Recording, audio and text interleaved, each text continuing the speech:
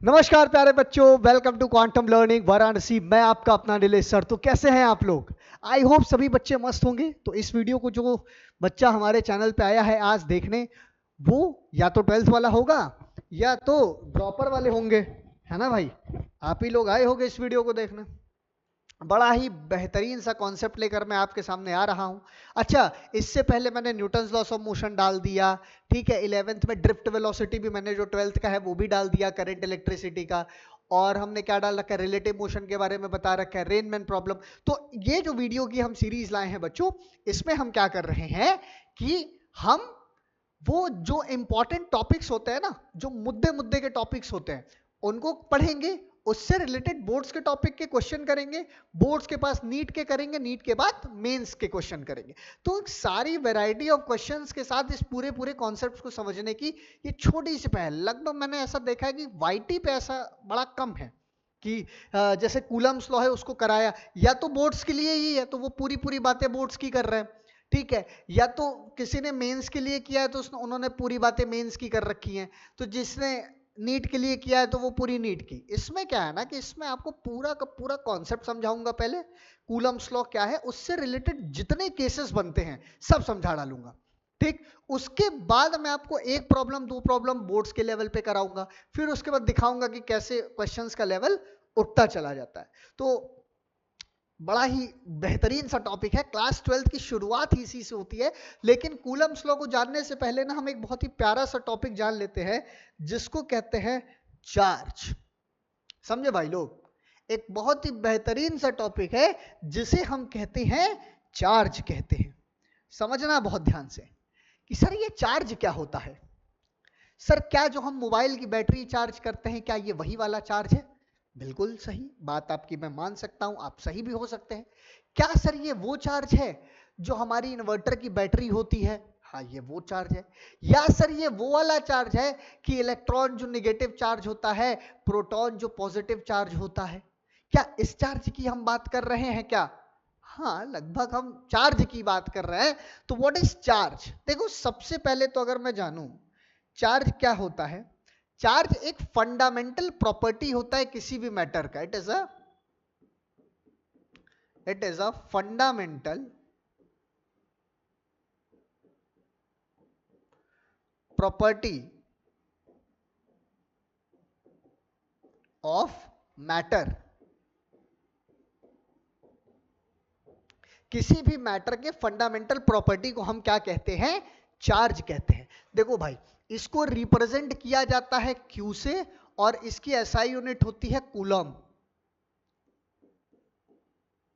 क्या होता है? कूलम, ठीक है। बहुत ध्यान से समझना। अब थोड़ी सी बात ये समझ में आती है। मैं आपसे ये पूछना चाहता हूं कि ये चार्ज होता क्या है सर? ये तो आपने डेफिनेशन बता दी कि एक ये फंडामेंटल प्रॉपर्टी है मैटर की, उसे हम कहते हैं चार्ज। लेकिन और थोड़ा अगर डिटेल में समझें तो आइए समझते हैं चार्ज के बारे में। बहुत ध्यान से सुनना। सपोज कर हमारे पास ये कोई ईटा है, ब्रिक। इस ईटे को हमने तोड़ दिया, तो बाबा ये छोटा होगा, ठीक है, ये छोटा होगा। इसको मैंने और तोड़ा तो ये और छोटा हुआ। लास्ट में इसको और तोड़ा तो सबसे स्मॉलेस्ट पार्टिकल को हमने क्या कह दिया? एटम, ठीक। किसी भी मैटर का जो सबसे स्मॉलेस्ट पार्ट बचता है उसे हमने क्या कह डाला? एटम कह डाला। तो एक पागल साइंटिस्ट आया, उसने एटम को तोड़ा तो क्या मिला हमें? 3 सब एटॉमिक पार्टिकल मिले। सब एटॉमिक एटॉमिक पार्टिकल मिले, ठीक है। जिसमें हमने कहा पहला इलेक्ट्रॉन। क्या कहा? इलेक्ट्रॉन। दूसरा क्या कहा हमने? प्रोटॉन। तीसरा हमने क्या कहा? न्यूट्रॉन, ठीक। हम ऐसा मान सकते हैं, हम ऐसा कहते हैं कि इलेक्ट्रॉन हमारा निगेटिव चार्ज होता है, प्रोटॉन हमारा पॉजिटिव चार्ज होता है, न्यूट्रॉन हमारा इलेक्ट्रिकली न्यूट्रल होता है। अभी तक की जो बातें हैं वो हमें ये बताई गई हैं, ठीक है ना। एक सेकंड यार, इसी क्यों नहीं सही से चल रहा? माहौल एकदम ठंडा आ जाता है। ठीक है, अब क्वेश्चन ये नहीं है कि इलेक्ट्रॉन पे निगेटिव चार्ज है, प्रोटॉन पे पॉजिटिव चार्ज है। सवाल ये है कि इलेक्ट्रॉन पर निगेटिव चार्ज कहां से है। क्या सच में इलेक्ट्रॉन एक नेगेटिव चार्ज पार्टिकल है? क्या हमारा प्रोटॉन एक पॉजिटिव चार्ज पार्टिकल है? सवाल ये है। तो सुनो, तो इसके लिए क्या हुआ, हमने क्या कर दिया, इलेक्ट्रॉन पार्टिकल पे पर्टिकुलरली रिसर्च करना शुरू किया। ये ले लिया हमने बढ़िया सा इलेक्ट्रॉन, और जैसे ही लिया तो पाया कि इलेक्ट्रॉन अपने अंदर से कुछ निकाल रहा है। इस निकलते हुए चीज को कहा हमने इलेक्ट्रिकल लाइन ऑफ फोर्स, या हम इसको कह सकते हैं इलेक्ट्रिक लाइन भी कह सकते हैं। इलेक्ट्रॉन अपने अंदर से क्या निकाल रहा है, इलेक्ट्रिक लाइन, और इस इलेक्ट्रिकल लाइन की वजह से एक माहौल डेवलप होता है इसके आसपास, जिसे हम कहते हैं इलेक्ट्रिक फील्ड। ये क्या बना, इलेक्ट्रिक फील्ड। ठीक, और ये जो हमारा निकला है इसे हम कहेंगे बच्चों इलेक्ट्रिकल लाइन। Electrical line. ठीक है, देखो ये वीडियो थोड़ी लंबी जा सकती है क्योंकि मैं बहुत डिटेल में इस चीज को पढ़ा रहा हूं। ठीक है, जो बच्चा बोर्ड्स का है वो भी देख सकता है, नीट वाला भी देख सकता है, मेंस वाला भी देख सकता है। तो मोटा मोटी मैं यहाँ पे सब चीज पढ़ा रहा हूँ। ठीक है, बोर्ड्स से लेके प्रॉपर मेंस तक का पूरा आपको इस पे कूलम्स लॉ से रिलेटेड सारे कॉन्सेप्ट्स में आपको दे डालूंगा। ठीक है, तो अब समझो असलियत में ये जो लाइन निकल रही है इसके अंदर से, इसको क्या कहते हैं, इलेक्ट्रिकल लाइन ऑफ फोर्स कहते हैं, या कई ऐसी किताबों में इसे इलेक्ट्रिकल लाइन भी कहा जाता है। अब ये जो इलेक्ट्रिकल लाइन होती है भाई, समझना, इसी को तुम चार्ज की प्रॉपर्टी में भी पढ़ते हो। इसी बात को तुम प्रॉपर्टीज ऑफ चार्ज में भी पढ़ते हो कि क्या एक लाइन, इलेक्ट्रिकल लाइन की वजह से एक इलेक्ट्रिक फील्ड का माहौल बनता है। ये इलेक्ट्रिकल लाइन जो निकलती हैं वो सरफेस के परपेंडिकुलर निकलती हैं। ठीक, तीसरी प्रॉपर्टी हमसे ये कहती है कि इलेक्ट्रिकल लाइन का एक इलेक्ट्रिकल लाइन दूसरे इलेक्ट्रिकल लाइन से कभी भी इंटरसेक्ट और इंटरसेप्ट नहीं करती है। ये रही भाई हमारी तीसरी प्रॉपर्टी। ठीक, और ये कॉन्सेंट्रिक लूप बनाती है। तीसरी जो सबसे बेहतरीन प्रॉपर्टी है, अभी मैं तुमको ये बताऊंगा कि क्यों हम इलेक्ट्रॉन को नेगेटिव कहते हैं, क्यों हम प्रोटॉन को पॉजिटिव कहते हैं। तो चलो ये बात तो समझ में आ गई। अब इसमें एक बेसिक प्रॉपर्टी ये है कि ये हमेशा इलेक्ट्रॉन जो है वो एक इलेक्ट्रिकल लाइन को हमेशा रिसीव करने का नेचर रखता है। इसकी जो इलेक्ट्रिकल लाइन की टेंडेंसी होती है, नेचर जो होता है, नेचर, स्वभाव, नेचर, वो नेचर पता है कैसा है, इसका नेचर कैसा है, रिसीविंग है। इसका नेचर कैसा है, रिसीविंग नेचर का है। अब सिमिलरली हम बात करते हैं प्रोटॉन की, जिसको कि एक नाम और कहा जाता है पॉजिट्रॉन भी कहते हैं। तो सपोज कर लो भाई ये सर एक प्रोटॉन पार्टिकल ले लिए, तो ये प्रोटॉन पार्टिकल भी अपने अंदर से नंबर ऑफ इलेक्ट्रिकल लाइंस निकाल रहा है, क्योंकि ये एटम का ही बच्चा है। अगर ये एटम का ही बच्चा है तो इसमें से नंबर ऑफ इलेक्ट्रिकल लाइंस निकाल रहा है। सर बिल्कुल निकाल रहा है। सर इनके इलेक्ट्रिकल लाइन की वजह से इलेक्ट्रिक फील्ड बनेगी क्या? बिल्कुल बनेगी। एटम का ही बच्चा है तो इलेक्ट्रिक फील्ड तो ये भी बनाएगा ना। सर क्या इनमें भी वही प्रॉपर्टीज है जो उनमें थी? बिल्कुल सही कह रहे हो। ये भी, इनकी भी इलेक्ट्रिकल लाइन ना कभी इंटरसेक्ट करती है ना कभी इंटरसेप्ट करती है। ये भी जब सरफेस से निकलते हैं तो 90 डिग्री का एंगल बनाते हैं। ठीक, समझ रहे हो ना, यही इलेक्ट्रिकल लाइन की इनकी प्रॉपर्टी है। ठीक, बट इनका जो स्वभाव है, इनका जो नेचर है वो कैसा है, डोनेटिंग नेचर का है। इनका जो नेचर है, इनका जो स्वभाव है वो कैसा है, डोनेटिंग नेचर का है। इलेक्ट्रिक लाइन कैसा चल रही है, बाहर की तरफ का चल रही है, डोनेट कर रही है इलेक्ट्रिकल लाइन को। समझ रहे हो? तो इनका नेचर कैसा है, प्रोटॉन का नेचर, इनका नेचर है हमारा डोनेटिंग।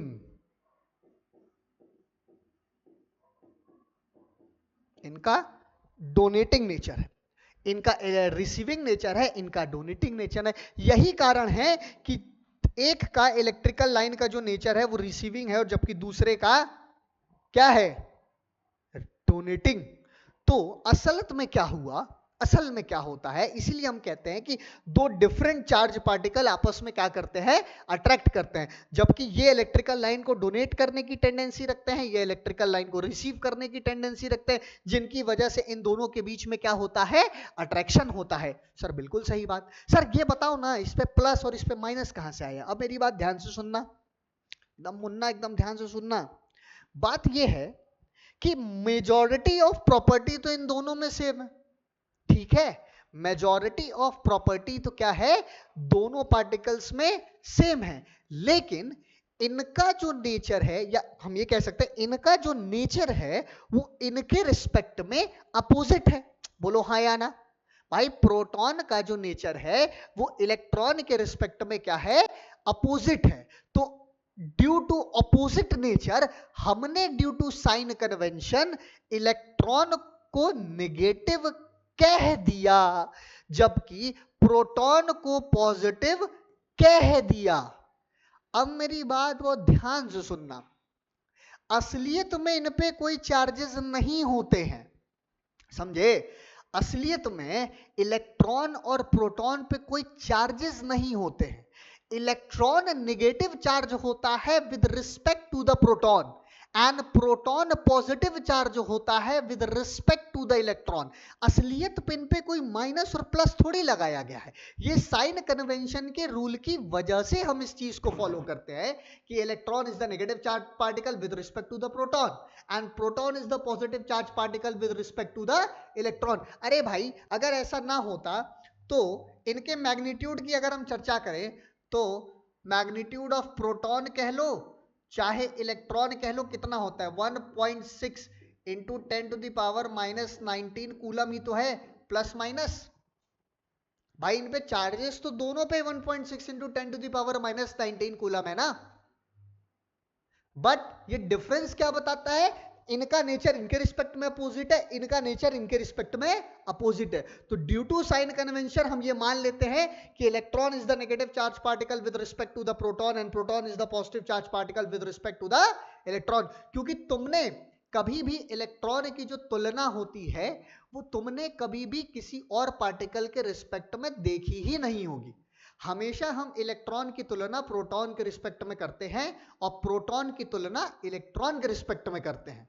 ऐसा नहीं कि किसी और पार्टिकल के बीच में इन दोनों का कंपैरिजन हम करते हैं, इसलिए हम इन दोनों को एक ही फ्रेम में रखते हैं। ऐसा नहीं है कि इलेक्ट्रॉन की कंपैरिजन हम कर रहे हैं ड्यूट्रॉन पार्टिकल से या पाई मेसॉन से कर रहे हैं। अरे ये तो तुमने नाम भी ना सुना होगा।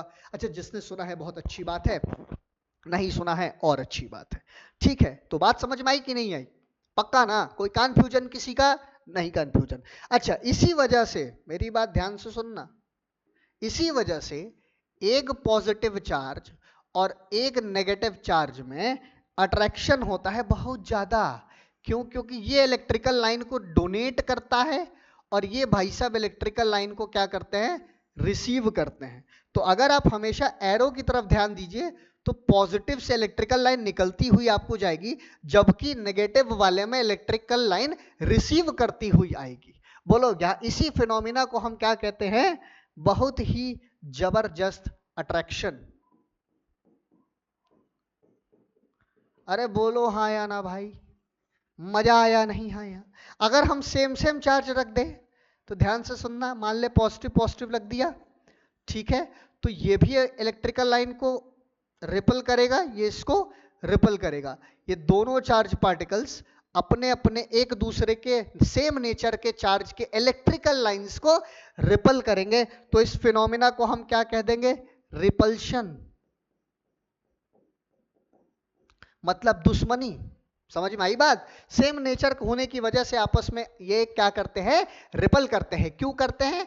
क्योंकि इन दोनों चार्ज पार्टिकल्स का जो इलेक्ट्रिकल लाइन का नेचर है वो क्या है? सेम है। भाई सही बात है ना? दोनों देने देने वाले हैं, लेने वाला है ये नहीं है। तो इसीलिए एक देने वाला दूसरा लेने वाला, दोनों के बीच में अट्रैक्शन। एक देने वाला दूसरा देने वाला, बढ़िया से रिपल्सन होगा। या तो देने देने वाले के बीच में रिपल्सन होगा या लेने लेने वालों के बीच में रिपल्सन होगा। देने लेने वालों के बीच में अट्रैक्शन होगा। बोलो हाँ या ना? समझ आई नहीं आई बात? बहुत ही बेसिक बातें हैं ये, मैंने आपको यहाँ पे बता रखी। थोड़ा सा हट जाता हूँ, चाहे नोट कर लो चाहे तो आई होप आपको ये छोटी छोटी कॉन्सेप्ट समझ में आ गए होंगे। तो चलते हैं अगले कॉन्सेप्ट्स की तरफ। हमने इसमें क्या समझा कि हमारा चार्ज क्या होता है, चार्ज की प्रॉपर्टीज क्या होती हैं, चार्ज के नेचर क्या होते हैं, ये छोटे छोटे कॉन्सेप्ट हमने अभी तक समझे। अब जो चीज अपन समझने वाले हैं उस टॉपिक का बड़ा सा छोटा सा नाम है, this is quantization of charge. Quantize का मतलब क्या होता है, ध्यान से समझना, बड़ा ही बेहतरीन टॉपिक है और इससे सवाल आते भी हैं। ऐसा नहीं कि इससे सवाल नहीं आता नीट में या बोर्ड्स में नहीं आता है, ये यूज होता है कॉन्सेप्ट्स में। तो चलो चलते हैं क्वांटाइजेशन ऑफ चार्ज पे। क्वांटाइजेशन हमसे क्या कहता है, देखो सपोज करिए हमारे पास ये कोई बॉडी ए है एंड हमारे पास कोई बॉडी बी है, ठीक है। हमारे ए वाले बॉडी के पास कई ढेर सारे नेगेटिव चार्जेस हैं, मतलब इलेक्ट्रॉन्स हैं इसके अंदर। क्या है, कई सारे नेगेटिव चार्जेस हैं जिसको कि हम क्या कह सकते हैं, इलेक्ट्रॉन है। और ये बेचारा भिखारी, इसके पास कोई चार्जेस नहीं है, ठीक। अगर मुझे इस ए वाले बॉडी में से बी वाले बॉडी में चार्ज को ट्रांसफर करना है, तो हम ट्रांसफर कैसे करेंगे, बीच में एक कंडक्टिंग वायर लगाएंगे, ठीक है। कंडक्टिंग वायर की वजह से ट्रांसफर क्या होगा, इलेक्ट्रॉन। किसके टर्म्स में होगा, चार्ज क्यू के टर्म्स में, या हम ये भी कह सकते हैं चार्ज क्यू ट्रांसफर हो रहा है इलेक्ट्रॉन्स के टर्म्स में। तो पॉइंट इज दिस कि कितना चार्ज ट्रांसफर होगा भैया, 1 इलेक्ट्रॉन, 2 इलेक्ट्रॉन, 3, 4, 5, 6, 7, 8, 9, 10, 11, 12, 13, 14 एन इलेक्ट्रॉन्स तक ट्रांसफर हो सकता है, बिल्कुल हो सकता है। तो ट्रांसफर क्या हुआ, चार्ज हुआ। किसके टर्म्स में हुआ, इलेक्ट्रॉन के टर्म्स में हुआ। कितना हुआ, नंबर ऑफ इलेक्ट्रॉन हुआ, प्लस माइनस भी लगा देते हैं। जो कि यहां पे जो बच्चे प्लस होता है, जब इसमें से एक चार्ज निकलता है तो इस पे +1 चार्ज आता है, और इसके अंदर एक इलेक्ट्रॉन जब जाता है ना तो इस पे -1 चार्ज आ जाता है। समझ में आई बात। जब इसमें से इलेक्ट्रॉन निकला तो इलेक्ट्रॉन निकला मतलब अपनी एक बुराई लेके निकला, इसके अंदर इलेक्ट्रॉन गया तो अपनी एक बुराई लेकर चला गया, तो ये एक नेगेटिव हो गया और ये एक पॉजिटिव हो गया। इसी फिनोमिना को कहते हैं क्वांटाइजेशन ऑफ चार्ज। इसका मतलब है कि चार्ज जो है हमारा वो होल नंबर में ट्रांसफर होता है, चार्ज कभी भी फ्रैक्शन और डेसिमल में ट्रांसफर नहीं हो सकता। चार्ज के ट्रांसफर होने की फिनोमिना को हम क्वांटाइजेशन कहते हैं। कभी भी तुमने ये नहीं देखा होगा कि जो हमारा इलेक्ट्रॉन है वो कोई भी क्यू चार्ज है वो 2/5 इलेक्ट्रॉन ट्रांसफर हुआ होगा, नहीं। ऐसा नहीं कि 7/4 इलेक्ट्रॉन ट्रांसफर होगा या 3.2 इलेक्ट्रॉन ट्रांसफर होगा, ऐसा हो ही नहीं सकता। क्योंकि चार्ज है ना, कंप्लीट बॉडी है, तो वो कभी भी फ्रैक्शन और डेसिमल में ट्रांसफर नहीं हो सकती। अब कई बार हमसे नंबर ऑफ इलेक्ट्रॉन निकालने के लिए पूछता है, तो एन क्या कर लेंगे, n is equal to e by q कर देंगे, अरे क्यू बाई ई कर देंगे, n is equal to q by e. तो यहां से आपको पता चल जाएगा नंबर ऑफ इलेक्ट्रॉन, कितना नंबर ऑफ इलेक्ट्रॉन आप निकाल रहे हैं, कितना ट्रांसफर कर रहे हैं, जब आपके पास एक certain amount of charge transfer हो चुका है। समझ में आ गई बात, कोई कंफ्यूजन नहीं। कंफ्यूजन, चलिए चलते हैं अगले टॉपिक की तरफ। The topic is Coulomb's law. ये बहुत ही प्यारा लॉ है भाई। अच्छा, इस लॉ के साथ ना एक बड़ी प्यारी सी कहानी जुड़ी हुई है मेरे साथ, मैं बताऊं क्या। दारू नहीं पी रहे हैं, कोल्ड ड्रिंक पी रहे हैं, गर्मी बहुत है, ठीक है। नहीं तुम लोग, तुम्हारा क्या भरोसा है, कुछ फैन पेज वाले रहेंगे, काटेंगे, कहेंगे नशेड़ी मास्टर, क्लास में दारू पी के पढ़ाता मास्टर, नशेड़ी मास्टर नाम फेमस कर देंगे सब। अबे ब्लैक कॉफी है, कोल्ड ड्रिंक भी नहीं है, कर रहा है। कोल्ड ड्रिंक पिए गला चोक कर जाएगा पढ़ाते पढ़ाते, कॉफी पी रहा है ताकि नींद ना आए, समझे। चला जाए आगे, चलो बहुत बढ़िया। देखो पैसा है भाई, रईस लोग हैं, ब्लैक कॉफी पीते हम लोग, ठीक है। 5 रुपए की ब्रू, 5 रुपए वाली या 2 रुपए वाली नेस्कैफे का पाउच वाला आता है, ठीक। तो चलो कूलम्ब्स लॉ बताता हूं, देखो मजे की बात समझाता हूं। इसमें एक इसकी डेफिनेशन क्या है, तो बहुत बच्चों को इसकी एग्जैक्ट डेफिनेशन पता नहीं होती है, लेकिन मुझे पता है। इसकी जो एग्जैक्ट डेफिनेशन मैं एकदम बोलूं तुमको क्या है, The force of interaction between two static point charge particle is directly proportional to their given magnitude and inversely proportional to the square of the distance between them. अब ये जो इतना बेहतरीन तरीके से मुझे ये डेफिनेशन एकदम लाइन बाय लाइन रटी हुई है ना, इसके पीछे की एक बड़ी बढ़िया कहानी है, समझे? कहो तो बताएं। चलो बताते हैं। जब मैं क्लास 12th में था, 12th क्लास में, ठीक है, सीबीएसई में पढ़ता था, ठीक है, आईसी में नहीं पढ़ता था, सीबीएसई में पढ़ता था। हमारा स्कूल था इलाहाबाद में, प्रयागराज है अब उसका नाम, प्रयागराज में हमारा स्कूल था। तो 11th हमारा खत्म हो गया, स्कूल मेरा स्टार्ट होने वाला था, तो लगभग लगभग 1 हफ्ते बाद स्कूल चालू होने वाला था, लेकिन उससे पहले कोचिंग चालू हो चुकी थी। तो कोचिंग में हम ऑलरेडी पढ़ चुके थे, ये चार्ज वार्ज पढ़ चुके थे, कूलम्स लॉ वगैरह पढ़ चुके थे, लगभग लगभग जहां तक मुझे याद है कि हम इलेक्ट्रिक फील्ड तक पढ़ के स्कूल गए थे। और स्कूल में फिजिक्स की पहली क्लास लगी, और मजे की बात क्या है ना, फिजिक्स कौन पढ़ाता था? जो टीचर हमको कोचिंग में पढ़ाते थे वही हमको हमारे स्कूल में फिजिक्स पढ़ाते थे, ठीक है। और मजे की बात यह है वो मेरे मामा जी थे, उन्हीं से हम लोग फिजिक्स पढ़ते थे। तो कोचिंग में उन्होंने पढ़ाया था एकदम, हाँ हाँ बढ़िया, नोट्स वोट्स मैंने सब एकदम बना भी लिया था, ठीक, लेकिन मैं पढ़ा वढ़ा था नहीं, रिवाइज किया नहीं था। मुझे क्या पता कि बम फटेगा मेरे ऊपर।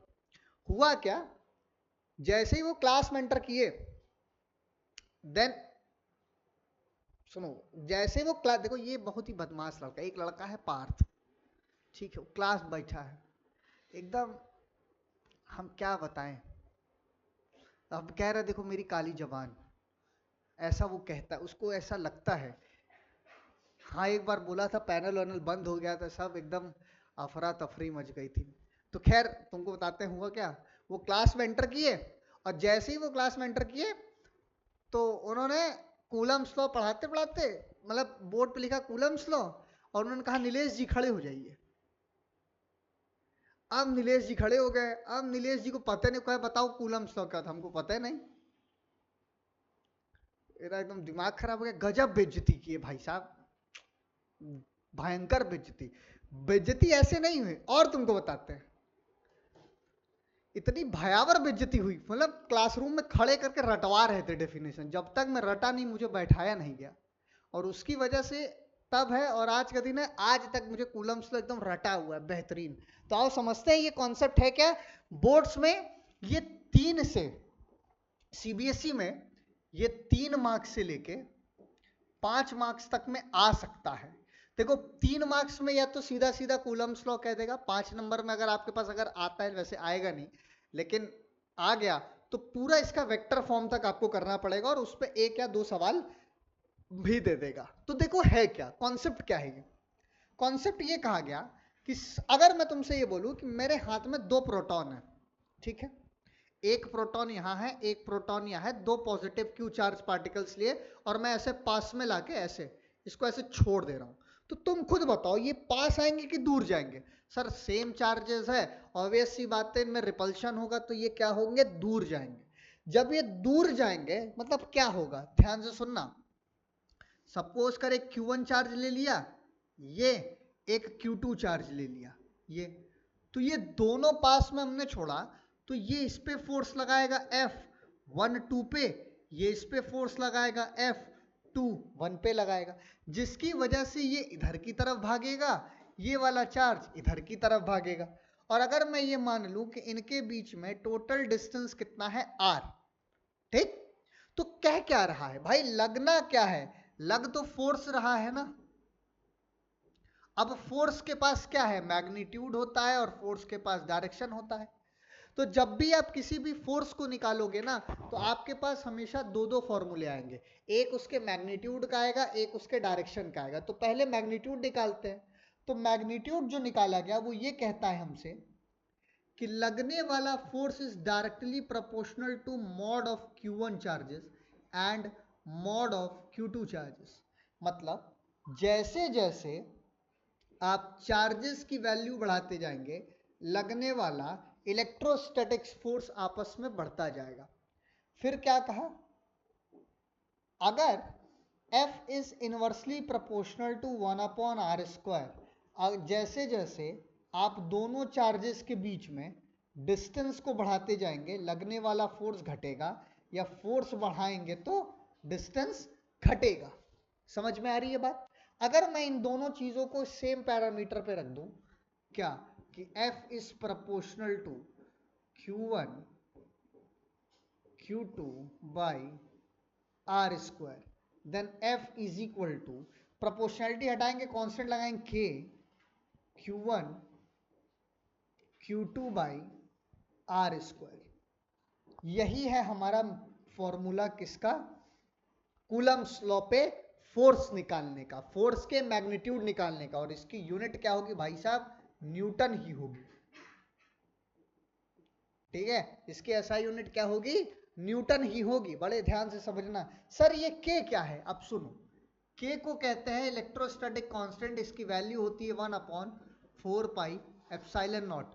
इस पूरे की वैल्यू होती है 9 इंटू 10⁹9। सर ये एप्सिलॉन नॉट क्या है? सुनो, एप्सिलॉन नॉट को कहते हैं रिलेटिव इलेक्ट्रिकल परमिटिविटी। ठीक है, क्या कहते हैं? रिलेटिव इलेक्ट्रिकल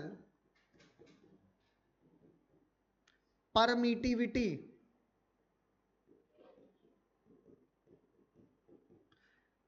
और इसकी वैल्यू होती है 8.85 इंटू 10⁻⁻12। ये वैल्यू किसकी होती है? एप्सिलॉन नॉट की होती है। तो ये जो कॉन्सेप्ट था ये हमारे किसका है बाबा? कूलम्स लॉ का है। ठीक है, तो ये हमको फोर्स ही दे रहा है, फोर्स का मैग्नीट्यूड आ गया। ये हमने इसका कांस्टेंट जाना जिसको हमने कहते हैं इलेक्ट्रोस्टैटिक कांस्टेंट, और इसकी वैल्यू होती है 9 इंटू 10⁻⁹9। और ये होता है परमिटिविटी। देखो परमिटिविटी को ना आसान भाषा में मैं तुमको एक और चीज बता सकता हूं, इसको आसान भाषा में मीडियम कहते हैं। किन्हीं दो चार्जों के बीच का मीडियम क्या है भाई? चाहे एयर हो, वाटर हो, कुछ भी हो, तो दो चार्जेस के बीच के मीडियम को हम किससे रिप्रेजेंट करते हैं? एप्सिलॉन नॉट से करते हैं। बोलो समझ में आई बात? कोई समस्या? सर नो समस्या, यही फॉर्मूला है सर। अच्छा सर एक बात बताइए, अब समझो एक केस को, नोट यहां कर दे रहा हूं। नोट हमसे ये कह रहा है if Q1 is equal to Q2 बराबर Q। ठीक है, Q1 Q2 अगर आपस में बराबर हैं और उनको हमने Q मान लिया है, तो उन पे लगने वाला फोर्स क्या हो जाएगा? F is equal to K Q square by are square. याद रख लीजिएगा इस बात को बहुत ही ध्यान से। F इज इक्वल टू क्या हो जाएगा? K Q square by are square हो जाएगा, अगर हमारा Q1 Q2 की मैग्नीट्यूड की वैल्यू बराबर है या दो। अब इसी को रिप्लेस कर दो इलेक्ट्रॉन से।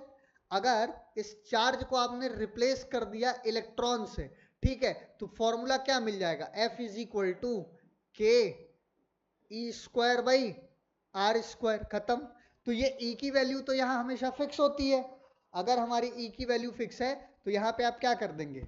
हमको मालूम है E इज इक्वल टू क्या होता है? 1.6 इंटू 10⁻⁻19 कूलम होता है। यही होता है। अभी तक सबसे स्मॉलेस्ट वैल्यू, जो सबसे छोटी चार्ज मानी गई है, वो किसको मानी गई है? एक इलेक्ट्रॉन को मानी गई है। तो एक इलेक्ट्रॉन में कितना चार्ज होता है? 1.6 इंटू 10⁻⁻19 कूलम्स का चार्ज होता है। सर ये फॉर्मूला काहे लिए आया है भाई मेरे? ये फॉर्मूला आया है हमारे मैग्नीट्यूड का। इससे हमने क्या निकाल लिया? हमारा चार्ज के बीच के फोर्स का मैग्नीट्यूड निकाला है। अभी हम डायरेक्शन की बात नहीं कर रहे हैं। डायरेक्शन निकालने के लिए इसके वेक्टर फॉर्म की तरफ हमको जाना पड़ेगा। इसी बंद कर। तो अब हमको क्या कर पढ़ना है? Vector form of Coulomb's law. Vector form of Coulomb's law का मतलब क्या है पहले तो ये समझते हैं। Sir what is vector form? किसी भी चीज को आप ये वेक्टर फॉर्म क्यों कहते हैं? वेक्टर का क्या मतलब होता है? देखो क्लास 11th में हमने पढ़ रखा था कि फिजिकल क्वांटिटी होती है, स्केलर होता है, वेक्टर होता है। स्केलर वो क्वांटिटी होती है जिसके पास मैग्नीट्यूड होता है, वेक्टर वो क्वांटिटी होती है जिसके पास मैग्नीट्यूड प्लस डायरेक्शन भी होता है। तो अभी तक जो हमने पीछे पढ़ा के Q1 Q2 by are square, वो हमारे फोर्स के मैग्नीट्यूड का फॉर्मूला था।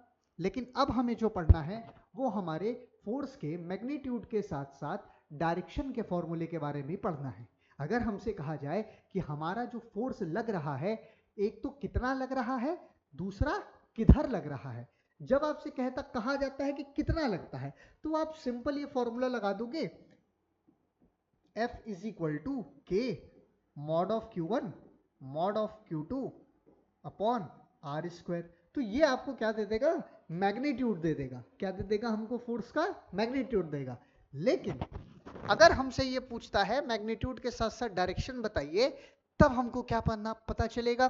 सुनो, देखो डायरेक्शन या वेक्टर फॉर्म का मतलब होता है ना भाई, अगर किसी वेक्टर ए में तुम इस तरह देखो, जैसे एक्स आई कैप प्लस वाई जे कैप प्लस जेड के कैप, इस फॉर्मेट में अगर इस संसार में कोई भी चीज आप देखिए तो आप ये समझ जाइएगा कि ये क्या है, एक वेक्टर फॉर्म है। मतलब जिसमें कि ये मैग्नीट्यूड है और आई कैप जे कैप और के कैप क्या है, डायरेक्शन है। तो आओ समझते हैं बाबा क्या होता है। देखो सुनना, एक छोटा सा कॉन्सेप्ट मैं तुम लोगों को यहीं पे समझा देता हूं वेक्टर का, which is unit vector. Unit vector, देखो मैं कुछ छोड़ूंगा नहीं, ठीक है। मुझे अगर लगेगा कि नहीं आ रहा है किसी बच्चे को तो मैं यहीं पे बता के चलता बनूंगा, ठीक। यूनिट वेक्टर का मतलब होता है कि देखो फॉर्मूले से हम तुमको समझाते हैं, तुम थोड़ा बेहतर समझोगे। यूनिट वेक्टर का मतलब होता है वेक्टर का टोपी निकाल लेना, जिसको कहते हैं vector A upon mod of vector A, ठीक है। जब आप किसी भी वेक्टर को उसके खुद के मैग्नीट्यूड के साथ डिवाइड कर देते हो ना, तो आप उसका क्या निकाल देते हो, यूनिट निकाल लेते हो। तो उसी तरीके से अगर मैं ये कहूं मेरा जो वेक्टर है वो क्या है, एक्स आई कैप प्लस वाई जे कैप प्लस जेड के कैप, उसको हम डिवाइड कर दें मैग्नीट्यूड से। तो देखो बच्चा, मैग्नीट्यूड निकालने का जो तरीका होता है वो अंडर रूट एक्स का स्क्वायर प्लस वाई का स्क्वायर प्लस जेड का स्क्वायर होता है, ठीक है। तो उठा के अगर आप यहां रख दोगे तो आपको मिल जाएगा मैग्नीट्यूड। सर इसका यूज यहां कैसे करेंगे हम लोग, सुनो मेरी बात ध्यान से। सपोज करो कि हमारा जो यह हमारा वेक्टर किसी कोऑर्डिनेट पे, बहुत ध्यान से समझना मुन्ना, एकदम खतरनाक बात, ठीक है। ये देख, सपोज कर, अरे ये क्या हो गया,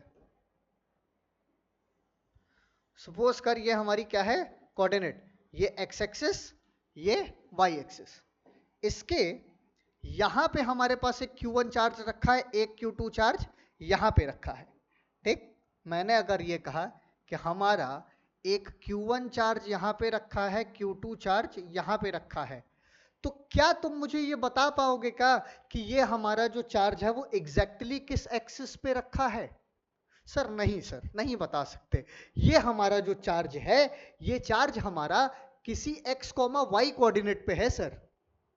y x y कोऑर्डिनेट का मतलब, सर इसका मतलब ये होता है कि कुछ हिस्सा x पे है और कुछ हिस्सा क्या है, y पे है। मतलब दो अलग अलग पॉइंट पे ये रखा है, मतलब इस कोऑर्डिनेट के दो एक्सिस पे रखा है, कुछ हिस्सा x पे है कुछ y पे है। बिल्कुल सही कह रहे हो, शानदार जवाब, मजा आ गया सुन के। तो अगर मैं यहाँ हमारा ओरिजिन है, इसको मैं 0,0 मारूं, तो अगर मैं इसको यहां से यहां तक ओरिजिन से जोड़ू, इसको ये जोड़ू, मान लेता हूं ये दूरी R1 है, मान लेता हूं, सॉरी R2 वाले को मान तो सकते ही है, ऐसा कोई दिक्कत नहीं है। ये दूरी R1, ये दूरी R2, तो ये दूरी कितना हो जाएगा, R2 minus R1, R2 minus R1 बराबर R मान लेते हैं हम इसको, ठीक। तो एक बात बताइए सर कि क्या ये चार्ज इस पे फोर्स लगा रहा होगा, ये इस पे फोर्स लगा रहा होगा। फोर्स चार्ज F12 पे लगाएगा, फोर्स चार्ज F21 पे लगाएगा। सर कितना लगाएगा, तो कितने का तो मतलब यही है ना, F इज इक्वल टू के Q1 Q2 by are square. तो सर किधर भी लगाएगा, तो देखो इसका कुछ हिस्सा x पे है और इसका कुछ हिस्सा y पे है, तो इसका यूनिट हिस्सा है ना। तो अगर हम इसको किसी यूनिट वेक्टर r कैप से अगर मल्टीप्लाई कर दें तो हमको पता चल जाएगा। सर ठीक है, रख के देख लेते हैं। Vector f is equal to, अब यहां पे हमने एरो भी बना दिया, k Q1 Q2 by are square into vector r upon mod of vector R. देख लो भैया, फॉर्मूला इसी तरीके से रखा, तो क्या मिल जाएगा हमको, F इज इक्वल टू के Q1 Q2 बाई आर, देखो मैग्नीट्यूड मैग्नीट्यूड नीचे मल्टीप्लाई हो जाएगा, R cube into vector R. समझ गए भाई मेरे? सर बहुत शानदार, मजा आ गया। ये आया आपको vector form of Coulomb's law. सही है ना बाबा? सर एकदम।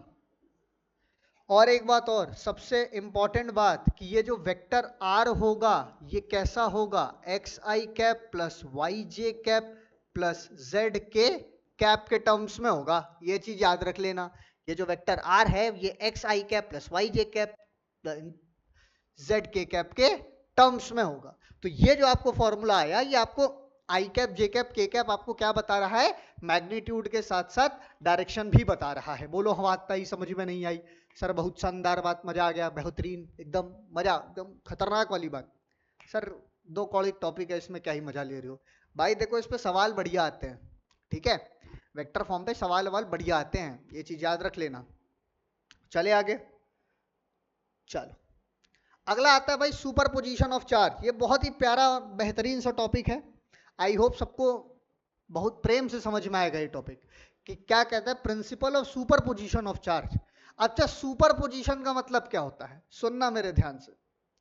सपोज करो तुम्हारे पास एक क्यू चार्ज है, इस क्यू चार्ज को, बड़े चार्ज को हमने कह दिया सोर्स चार्ज,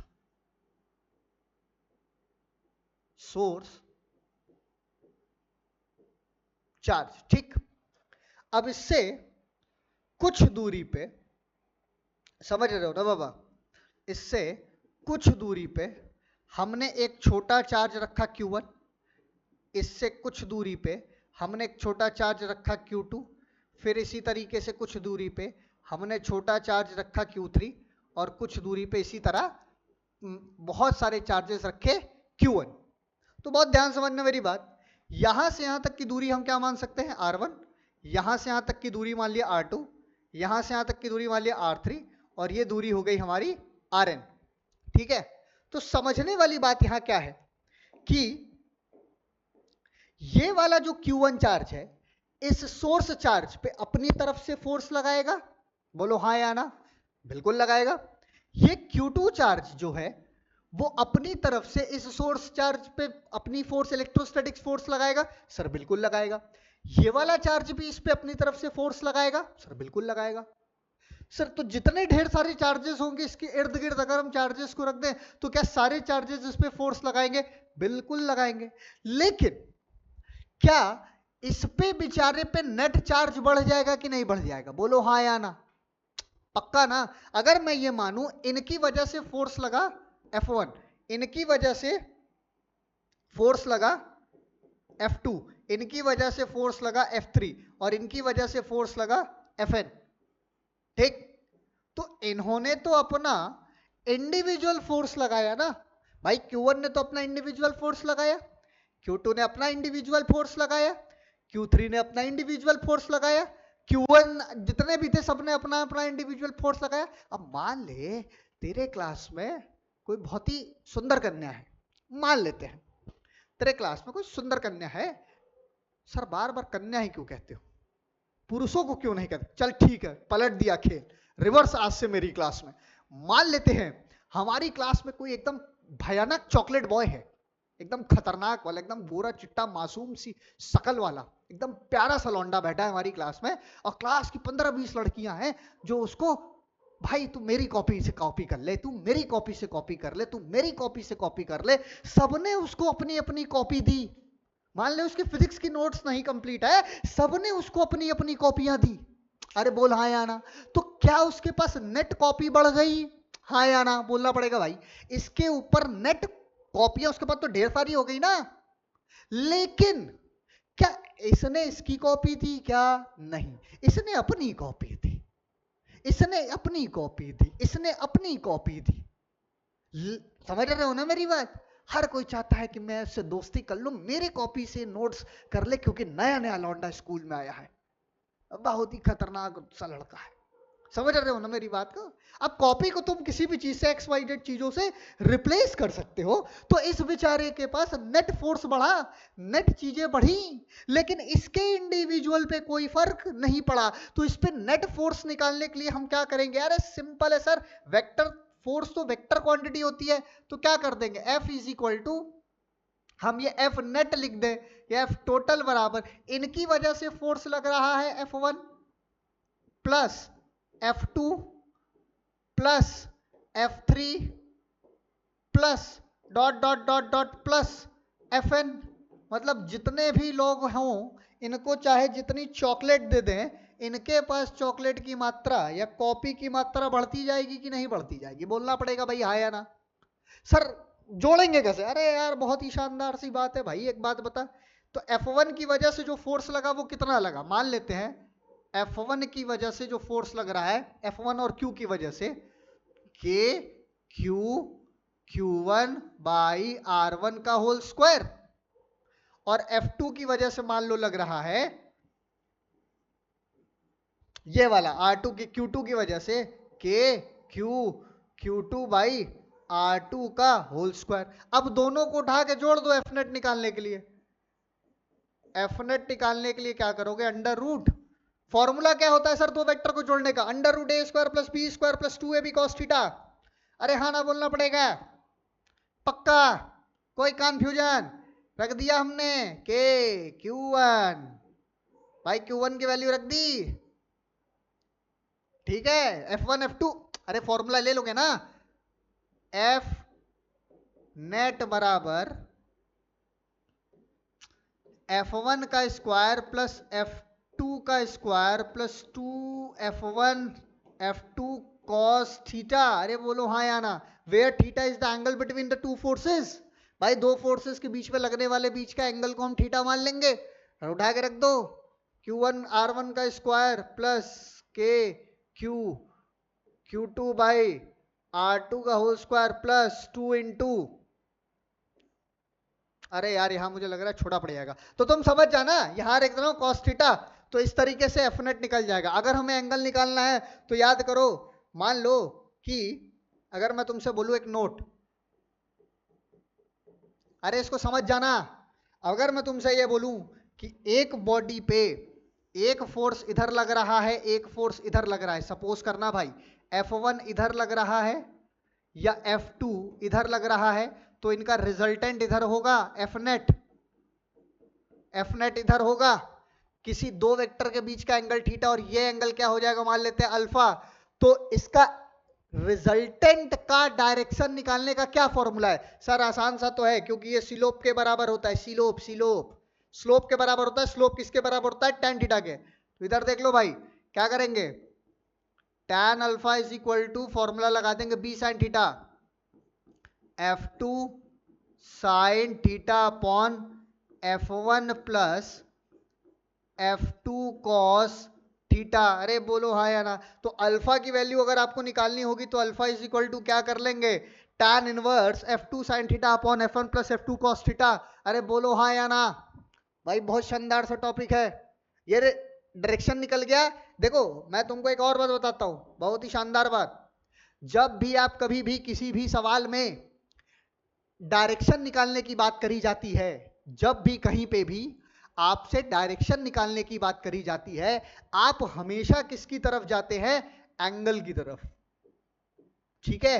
जब भी आपको डायरेक्शन निकालने के लिए कहेगा तो आप किसकी तरफ जाएंगे? एंगल। डायरेक्शन के लिए आप हमेशा एंगल को निकालेंगे, क्योंकि डायरेक्शन ही एंगल की पहचान है। ठीक है भाई, बात समझ में आई? कोई कंफ्यूजन? No confusion? चला जाए आगे। चलो अब एक सवाल करते हैं, मेरी बात बहुत ध्यान से सुनिए आप लोग। बहुत ही प्यारा सा मुन्ना सा सवाल है भाई, ठीक है? अरे मुझे एक चीज और बतानी थी, रुक जाओ, मैं थोड़ा सा एक चीज तुम लोग को यहाँ पे बताना चाहता हूँ। आई थिंक वो हेडिंग मिस हो गई है। चार्ज और मास का रिलेशन बहुत ज्यादा पूछा जाने वाला कॉन्सेप्ट है कि difference between charge and mass क्या है? क्वेश्चन के difference between charge and mass. ठीक है, देखो चार्ज और मास में डिफरेंस क्या है, बड़ा सिंपल सा डिफरेंस है भाई। जो कॉन्सेप्ट मैं आपको समझाने जा रहा हूं इसको थोड़ा सा बहुत ध्यान समझिएगा। इस चीज को मैं बहुत ही बेहतरीन तरीके से आपको समझाऊंगा कि difference between charge and mass. देखिए चार्ज क्या है और मास क्या है, बहुत बहुत बेसिक सी बात करते हैं कि मास क्या होता है। अगर हम ये सोचें कि what is mass and what is charge, क्या मास कभी भी निगेटिव हो सकता है क्या? नहीं, मास कभी निगेटिव नहीं हो सकता, बट चार्ज हमारा निगेटिव होता है। लेकिन क्या सर आप इस बात को बताने के लिए ये इतना बढ़िया सा टॉपिक उठाए हो क्या? नहीं, मैं इस बात को बताने के लिए आया हूं कि एक छोटा सा कॉन्सेप्ट है, क्वेश्चन है, बेसिकली ये क्वेश्चन है कि क्या अगर हम चार्ज को वेलोसिटी देते हैं तो उसमें क्या परिवर्तन होता है, और अगर हम मास को वेलोसिटी देते हैं तो उसमें क्या परिवर्तन होता है। असलियत में चार्ज मास रिलेशनशिप ये कहता है कि अगर हम मास को वेलोसिटी दे देते हैं तो क्या मास में चेंजेस आता है, और अगर हम चार्ज को वेलोसिटी देते हैं तो क्या चार्जेस में चेंजेस आता है। पहले तो मैं तुम्हें एक बहुत ही शानदार बात पे यहां रोकता हूं कि तुम सुनो पहले एक छोटा सा कॉन्सेप्ट। देखो भाई, अगर हमारा ये क्यू चार्ज, ठीक है, अगर मेरा ये क्यू चार्ज, ध्यान सुनना, रेस्ट में है तो वो एक फोर्स डेवलप करेगा जिसको हम कहेंगे इलेक्ट्रोस्टैटिक्स फोर्स डेवलप करेगा। बहुत ध्यान सुनना, मैं बहुत खतरनाक बात बता रहा हूं, बड़ा बेसिक है बे, ये सब खतरनाक नहीं है, बेसिक बात है। अगर हमारा चार्ज रेस्ट में है तो जिसको हम कह सकते हैं v बराबर जीरो, अगर वेलोसिटी जीरो है, रेस्ट में है, तो ये कैसा फोर्स डेवलप करेगा? इलेक्ट्रोस्टैटिक फोर्स डेवलप करेगा। ध्यान सुनना, अगर मेरा यही चार्ज Q, अगर मेरा यही Q चार्ज किसी कांस्टेंट वेलोसिटी से मूव करने लगेगा, ध्यान सुनना मेरी बात, अगर यही हमारा चार्ज किसी कांस्टेंट वेलोसिटी से मूव करने लगेगा तो पता है ये करंट को डेवलप कर देता है, क्योंकि करंट की डेफिनेशन हमसे ये कहती है the rate of flow of charge with a constant velocity is known as electric current. क्योंकि यही चार्ज जब किसी भी वायर के अंदर, कंडक्टर के अंदर कांस्टेंट वेलोसिटी से मूव करता है तो वो किसको जन्म दे देता है? करंट को। तो वो क्या प्रोड्यूस कर देगा भाई? आई प्रोड्यूस कर देगा। क्या प्रोड्यूस करेगा? करंट। ध्यान सुनना, और अगर मैं इसी चार्ज पार्टिकल Q को, इसी चार्ज पार्टिकल Q को एक्सेलरेट कर दूं, क्या कर दूं? एक्सेलरेट कर दूं, मतलब एक्सेलरेशन दे दूं। अगर इसी चार्ज पार्टिकल को मैं एक्सेलरेट कर दूं तो ये पता है क्या करने लगेगा? ये इलेक्ट्रोमैग्नेटिक वेव डेवलप करने लगेगा। समझ में आई बात? जब चार्ज रेस्ट पे होता है तो इलेक्ट्रोस्टैटिक फोर्स डेवलप करता है, जब चार्ज कांस्टेंट वेलोसिटी से मूव करता है तो वो करंट डेवलप करता है, जब हमारा चार्ज एक्सेलरेट होता है तो वो इलेक्ट्रोमैग्नेटिक वेव डेवलप करता है। लेकिन क्या चार्ज में कोई परिवर्तन आता है क्या? नहीं, चार्ज हमारा चार्ज ही होता है। अगर इलेक्ट्रॉन दौड़ रहा है तो वो इलेक्ट्रॉन के ही कंपोनेंट्स होते हैं, वो प्रोटॉन होता है तो प्रोटॉन के ही कंपोनेंट्स होते हैं, चार्ज में कोई परिवर्तन नहीं होता है। लेकिन सर क्या अगर हम किसी मास को, ध्यान से सुनना, वेलोसिटी दे दें, किसी मास को, मान लेते हैं ये m मास है, अगर हम इसको v वेलोसिटी से मूव कराएं तो क्या इसमें चेंजेस आ जाएगा? हाँ आ जाएगा। लेकिन ये चेंजेस कैसे आएगा? बहुत ध्यान सुनना, इसके लिए हमारे एल्बर्ट चाचा ने, एल्बर्ट आइंस्टाइन ने एक फॉर्मूला दिया था रिलेटिविटी का, जिससे कहते हैं हम m is equal to M not upon under root 1 minus V square by C square, जहां पे एम नॉट हमारा क्या है बच्चे? इनिशियल मास है, इनिशियल मास, ठीक है। ये क्या है? चेंज मास। v क्या है, वेलोसिटी, और c क्या है, speed of light, speed of light, जो कि हमेशा 3 × 10⁸ किलोमीटर पर सेकेंड होती है। ये चीज याद रख लीजिएगा। सही है, कोई दिक्कत? अब मेरी बात ध्यान से सुन लेना। अरे मीटर पर सेकेंड होती है भाई, उल्टा लिख दिया क्या? 10⁸ ठीक। अब सुनो, सवाल ये आया, अब हम इसमें थोड़ा सा चेंज करते हैं।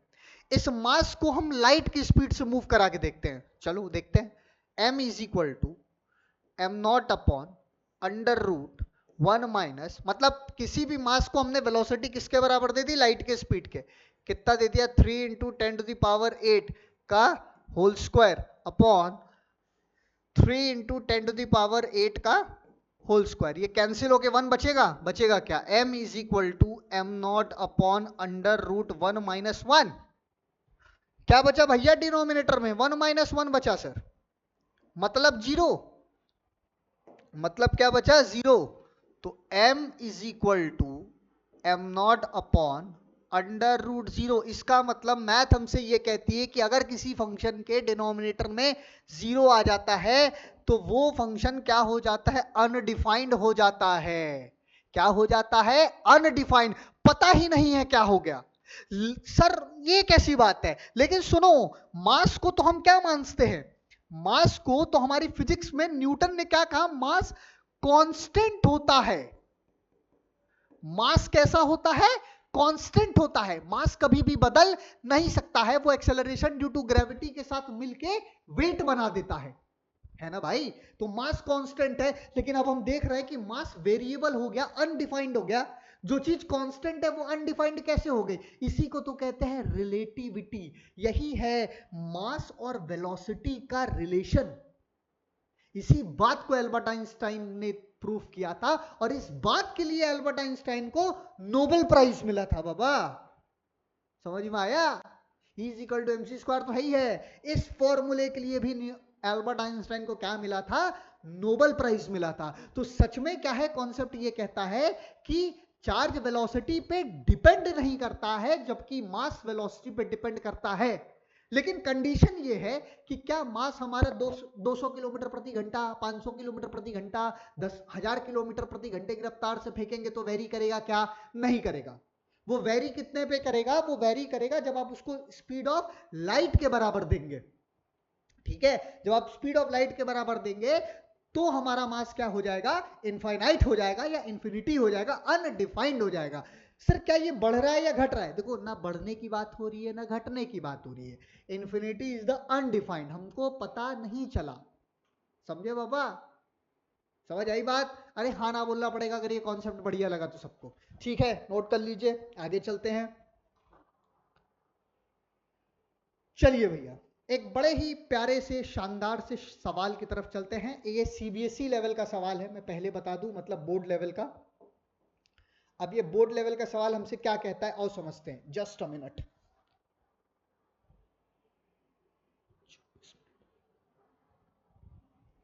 देखो पहले आप लोग खुद से एक बार ट्राई कर लो, ठीक है, नहीं आएगा तो मैं तो बताएगा। ए फ्रिक्शन पूछ लिया क्या, इसमें पहले ये वाला नहीं करते हैं, इसके पहले ये वाला करता है, पार्टिकल नहीं,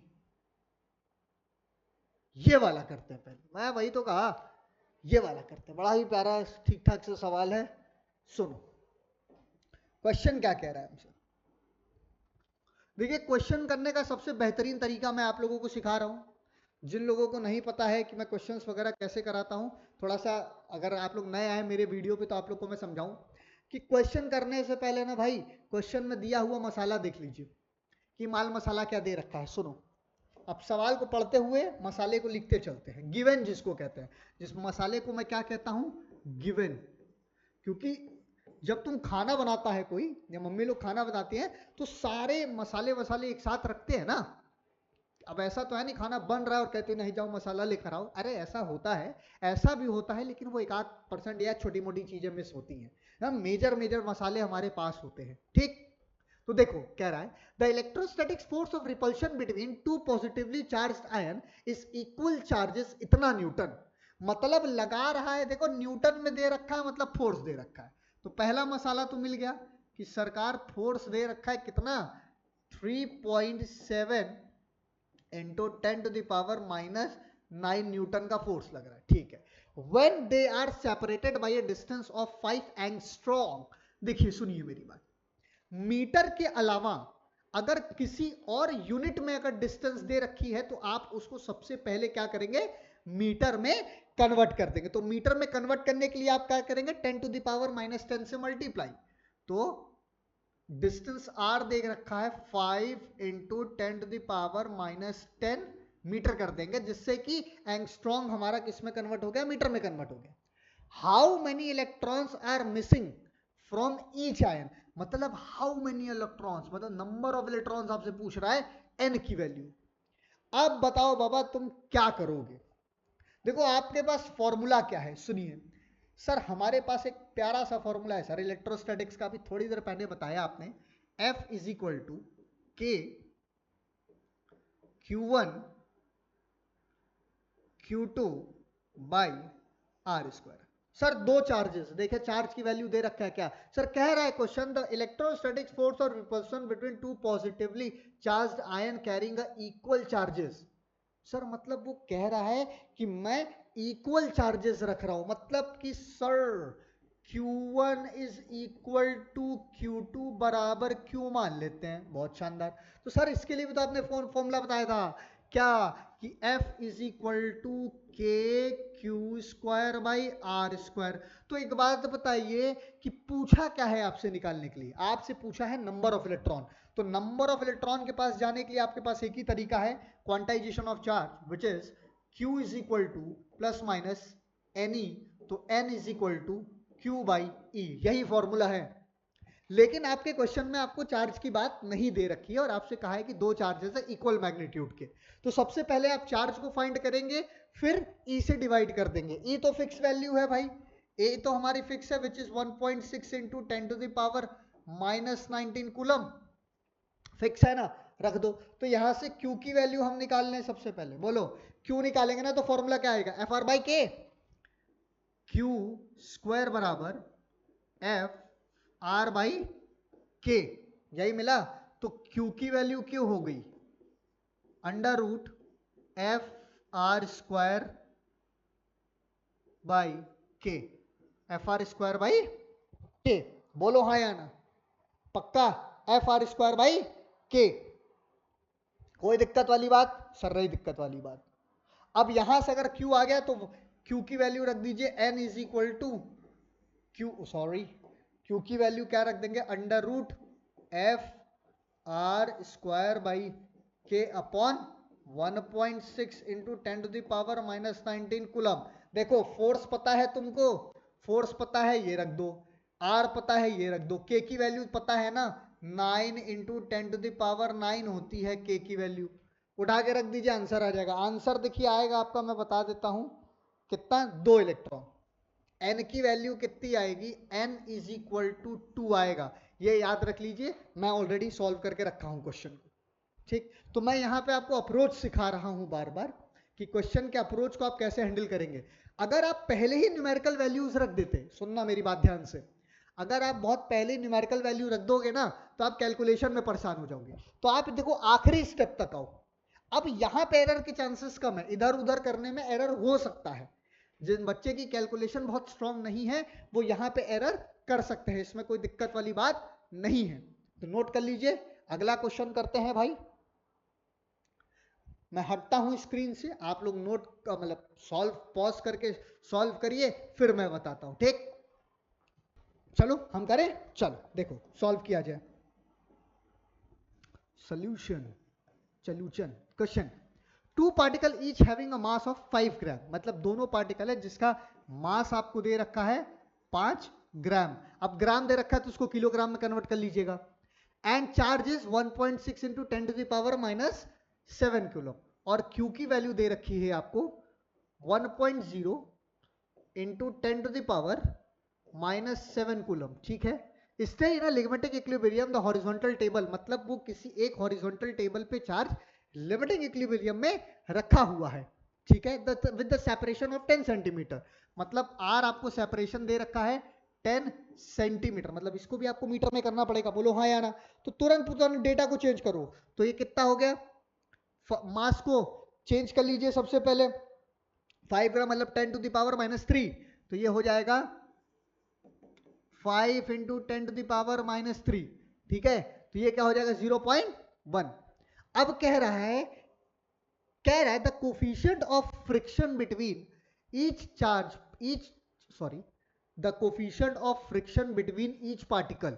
फ्रिक्शन, कोफिशिएंट ऑफ फ्रिक्शन पता है बेटा क्या होता है, जिनको नहीं याद है मैं याद दिला दूं, क्लास 11th में बच्चा म्यू को कहते हैं, कोफिशिएंट ऑफ फ्रिक्शन म्यू कहा रहा है, ठीक है।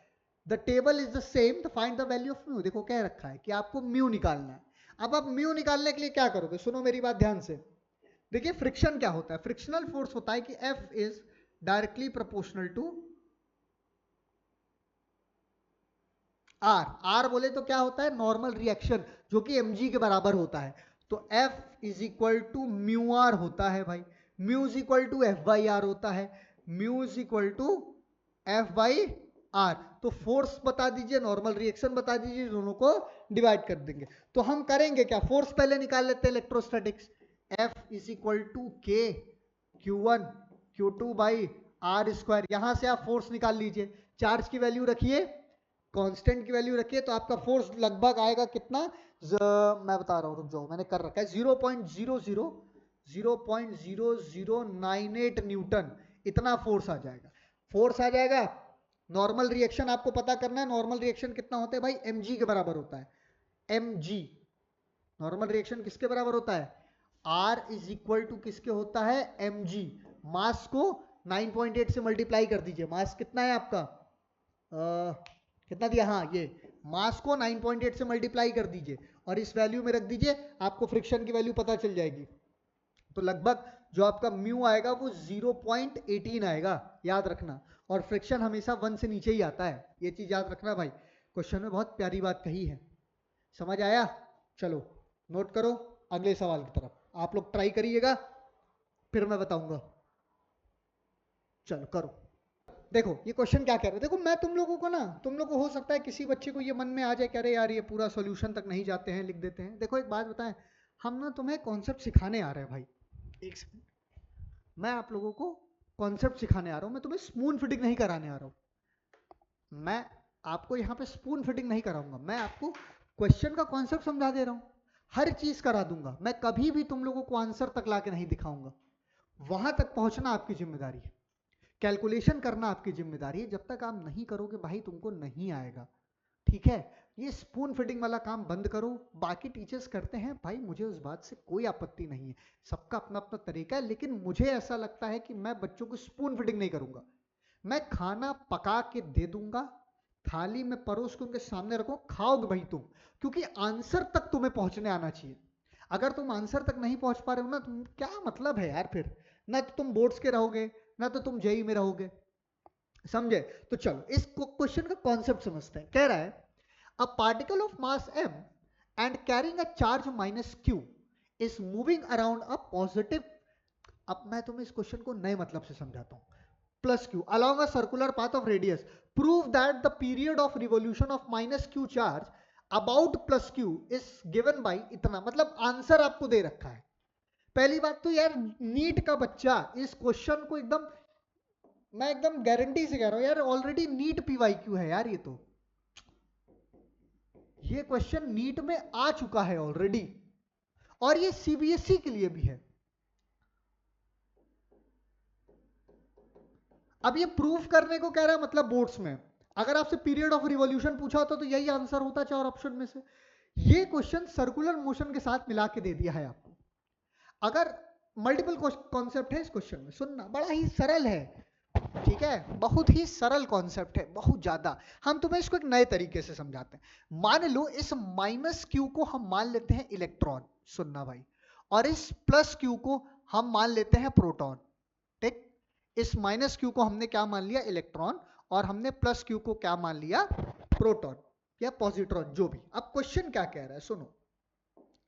क्वेश्चन भाई साहब हमसे ये कह रहे हैं कि अगर हमारे पास मान लो ये हमारा मान लो एक एटम जैसा है, ठीक।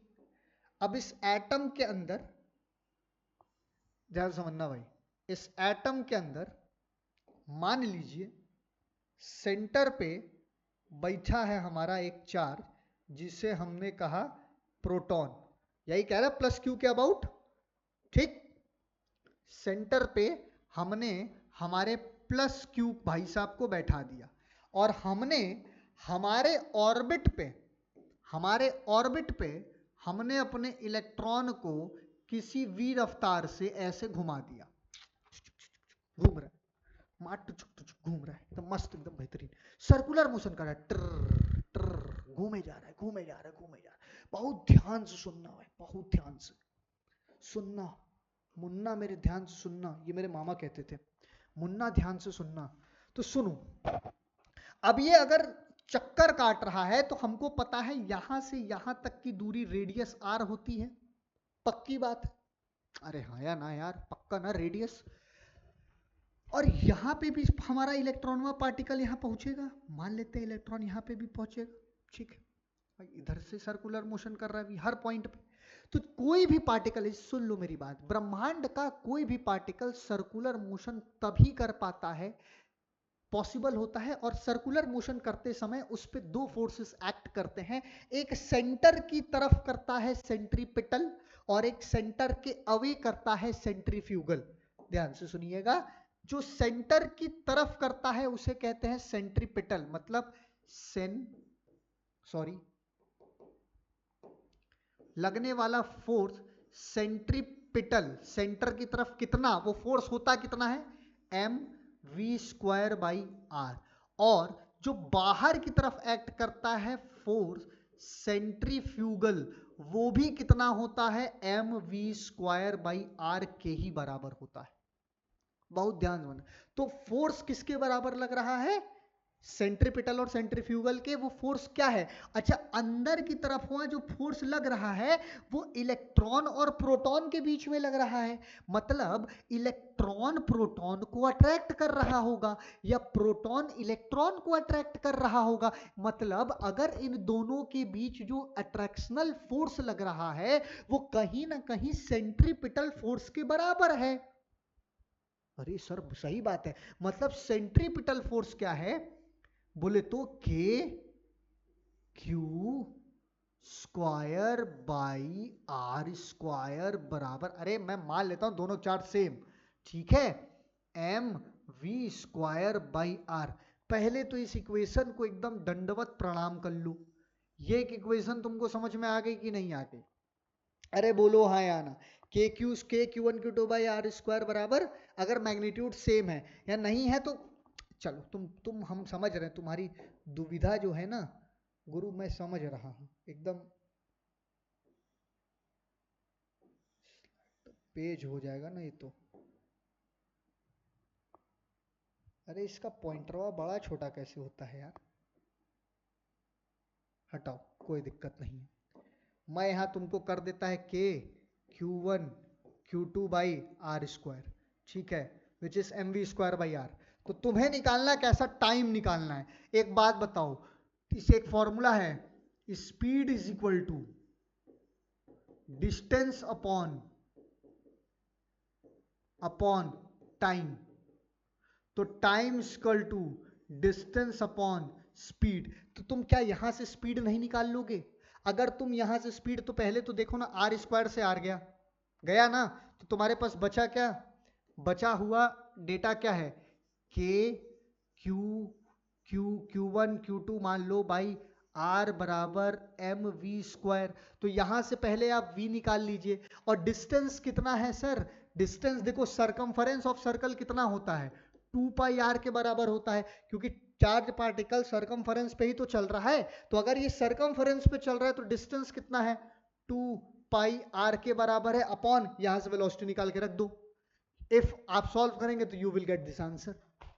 अरे बोलो समझ आया कि नहीं आया, कि कॉन्सेप्ट को समझो। यहां से वेलोसिटी निकालिए, वेलोसिटी निकालने के बाद यहीं पे रख दीजिए, आपका आंसर ये आ जाएगा। आंसर तो ऑलरेडी दे रखा है इसमें, समझे ना भैया?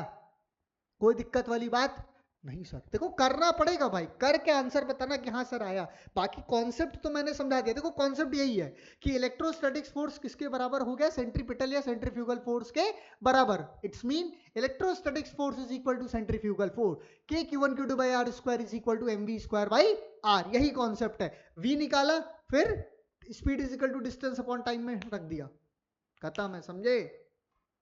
पक्का? चलो बहुत बढ़िया। अगला सवाल। अरे सर ये तो नीट का सवाल है।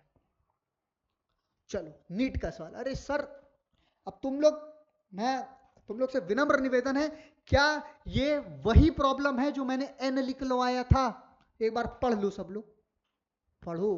अबे मैं तो करके ही आया हूं, मैंने तो पीपीटी बनवाई है। और जबकि ये क्वेश्चन नीट 2020 में आ चुका है। तुम सोचो कि मैं तुमको लेवल दिखाने के लिए कॉन्सेप्ट लाया हूं भाई। लेवल लेवल देखिए आप, कि वही सब्जेक्टिव प्रॉब्लम उठ के आता है। तुम सोचते हो ना डायरेक्ट हमसे पीवाईक्यू लग जाए, डायरेक्ट पीवाईक्यू लग जाए। नहीं, डायरेक्ट पीवाईक्यू नहीं। तू देख, मैंने तुझे स्कूल लेवल का प्रॉब्लम कराया। ये मैं कहूं तो ये स्कूल लेवल प्रॉब्लम था, एन निकालना। सेम क्वेश्चन को थोड़ा सा घुमा के तुम्हें यहां नीट में दे दिया है। कोई वेरिएशन नहीं होता है भाई, कुछ कॉन्सेप्ट्स होते हैं। अगर तू किसी एक किताब को, एनसीईआरटी को भी तुम बहुत अच्छे से लगा लोगे ना, तो भी तुम बना लोगे क्वेश्चन को। समझे? तो करो। Two positive ion each carrying a charge Q, दोनों पे नेट चार्ज कितना है Q, are separated by a distance T। If F force is repulsion between the ions, the number of electron missing and, खत्म। अब तुम्हें number of forces निकालने, मतलब यहां पे फिर से तुम चार्ज निकालो ना भाई। तुमको क्या निकालने हैं? चार्ज निकालने हैं। जब तुम चार्ज निकाल लोगे तो Q is equal to n, n is equal to q by e में आप रख दोगे। तो चार्ज कैसे निकालोगे? सिंपल फॉर्मूला है, F इज इक्वल टू के Q1 Q2 by are square. मतलब K1 बराबर है तो K Q square by are square. इसकी वैल्यू देखो, देखो कंफ्यूजन कहां आएगी। देखो ऑप्शन तुमसे क्या कह रहा है कि 4 पाई एप्सिलॉन नॉट के टर्म्स में, सारे के सारे ऑप्शन आपको 4 बाई एप्सिलॉन नॉट के टर्म्स में, तो इसलिए आप के रख के तो काम नहीं कर पाएंगे। तो इसलिए यहां पे आप इसको खोल दीजिए, 1/4 pi epsilon not Q square by are square. पहले तो आपने आर की वैल्यू ले ली। अब यहां से क्यू निकाल लेंगे तो एफ इज इक्वल टू, तो यहां पे आपको क्यू की वैल्यू कितनी निकलेगी? क्या क्यू की वैल्यू निकालोगे कितना हो जाएगा? 4 pi epsilon naught D square. अच्छा आर को हमने डी मान लेते हैं। Q is equal to under root, क्या आ जाएगा? 4 pi epsilon naught, 4 pi epsilon naught D square into F. बताओ ये चार्ज आ गया। अब जब तुम्हें चार्ज आ गया तो n is equal to q by e पे नहीं रख सकते, q की वैल्यू इतनी आ गई, e से डिवाइड मार दो, ई। कौन सा ऑप्शन? बोलो हाँ या ना। Sir C option is the right answer. खत्म। देखना भाई सेम आ गया, पक्का? चलो भाई ये नीट का सवाल था पापा। चलते हैं अगले सवाल की तरफ। तो अब इस क्वेश्चन को मैं सॉल्व करता हूं। देखो क्या कह रहा है क्वेश्चन। हमसे कह रहा है a charge q is placed at a center of line joining of two equal charges, ठीक है q, the system of the three charges will be equilibrium if q is equal to, मतलब q की ऐसी क्या value होगी कि उसको अगर हम दो चार्जेस के बीच में रख दें तो वो सिस्टम कैसा हो? इक्विलिब्रियम में हो। मेरी बात को ध्यान से समझो। सपोज करो यहां पे एक हमारे पास q चार्ज है और इस यहां दूरी पे एक और क्यू चार्ज है। मतलब अगर हम अपने तीसरे चार्ज को कहीं इसके सेंटर पे यहां रख दें तो ये बेचारा इन पूरे सिस्टम को क्या करेगा? इक्विलिब्रियम करेगा। सुनो, तो ये वाला इस पे फोर्स लगाएगा तो ये इधर जाएगा, लेकिन ये वाला इस पे इधर फोर्स लगाएगा तो नेट फोर्स क्या होगा? सिस्टम पे 0 होगा। ये तो एकदम कंफर्म बात है।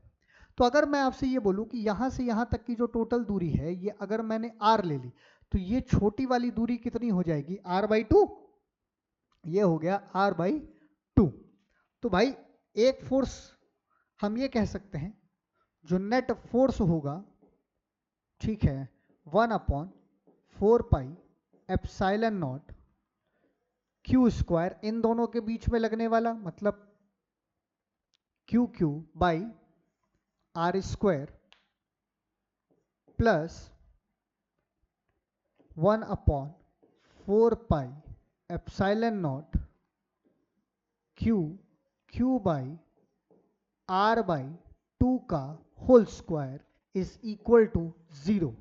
यही कह रहा है भाई, ठीक है, पक्का। अब सुनो, इस भाई साहब को उधर ले जाएं अगर हम, सुनना भाई, 1/4 pi epsilon not Q square by are square बराबर minus of 1/4 pi epsilon not q by are square by 4 कर सकते हैं। अगर हम इसका स्क्वायर कर दें और 4 को ऊपर लेके चले जाएं, तब हम क्या करेंगे, देखो दो चीजें तो कैंसिल हो गई, ये कैंसिल ये कैंसिल, ठीक। आर स्क्वायर इसको अगर हम ऊपर लेके चले जाएं तो बचेगा क्या, सुनना हमारे पास अगला स्टेप पे, क्यू स्क्वायर, ये बचा क्यू स्क्वायर बराबर ऊपर ले गए 4, सॉरी इसको मैं नहीं काटता हूं, अगर मैं इसे ना काटूं बाई आर स्क्वायर रहने दूं तो ये कितना हो जाएगा 4 क्यू बाई माइनस में, ठीक है, माइनस में कितना हो जाएगा आर स्क्वायर, इधर भी हो गया आपका आर स्क्वायर, तो आर स्क्वायर से आर स्क्वायर कैंसिल, तो इधर हमें कितना बचा क्यू स्क्वायर बराबर -4 क्यू, तो q is equal to minus of 4 into small q, तो small q is equal to कितना मिलेगा -q/4, तो -q/4 हमारा कौन सा ऑप्शन है, ए ऑप्शन है। Or a option is the right answer.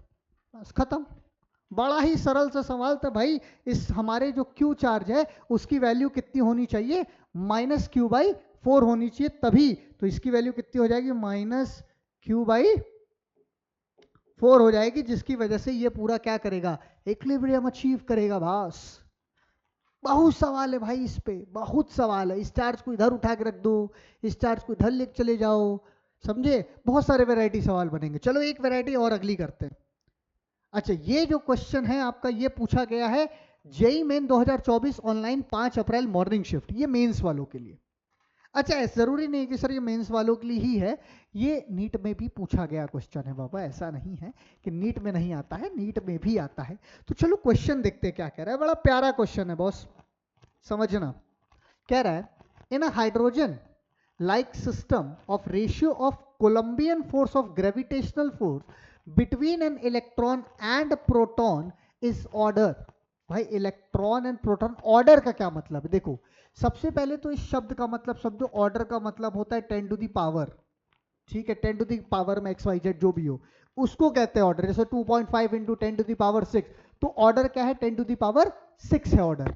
तो हमसे पूछ रहा है इलेक्ट्रोस्टैटिक्स फोर्स और ग्रेविटेशनल फोर्स का रेशियो, सिंपल है, F electrostatics force divided by F gravitational force क्या होता है, K Q square by R square upon G mass of electron mass of proton by R square. तो R square खत्म, बचा क्या, फी बराबर K Q square by G M/E mass of proton.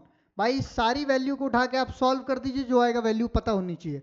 अब देखिए चार्ज ऑफ इलेक्ट्रॉन और charge of proton पता है, 9 into 10 to the power 9 into 1.6 into 10 to the power -19 coulomb, ठीक है, divided by 6.67 into 10 to the power -11। Mass of electron mass of proton की value रख के सॉल्व कर दीजिए, आंसर आएगा 10 टू द पावर 39 ऑर्डर में जो भी, into mass of electron into mass of proton, इसको रख के आप लोग सॉल्व कर दीजिए, जो ऑर्डर आएगा वो 10 टू द पावर 39 में ही आएगा, आंसर इज बी। तो आई होप आप लोगों को ये बड़ा ही प्यारा सा कॉन्सेप्ट हमारा समझ में आया होगा, ठीक। तो अच्छा लगा होगा आपको कूलम्ब्स लॉ, मजा आया होगा। और मैं आपको एक बात बताऊं, अगर आपको इलेक्ट्रोस्टैटिक्स पूरी पढ़नी है मेरे से, तो उसका पूरा कंप्लीट वीडियो मैंने ऑलरेडी डाल के रखा है। 9 लेक्चर में, 8 या 9 लेक्चर में मैंने पूरी इलेक्ट्रोस्टैटिक्स पढ़ाई है, जीरो लेवल से लेके जेई एडवांस लेवल तक। आप चाहें उसको देख सकते हैं और अपने दोस्तों को फॉरवर्ड फॉरवर्ड करो अगर अच्छा लगता है तो। इसी तरीके से और कॉन्सेप्ट से देखो, इस वीडियो में मैं और क्वेश्चंस इसलिए नहीं कराया क्योंकि वीडियो बहुत लंबी हो जाती तो कोई करता नहीं। ठीक है, कूलम्स लॉ पे और क्वेश्चंस की मैं उसमें हमारे लेक्चर्स में दिया हुआ है, मैंने कराया भी हुआ है, जितने केसेस बनते हैं सब बता रखे हैं। ठीक है भाई, तो मिलते हैं अगले लेक्चर में, तब तक के लिए ओके बाय।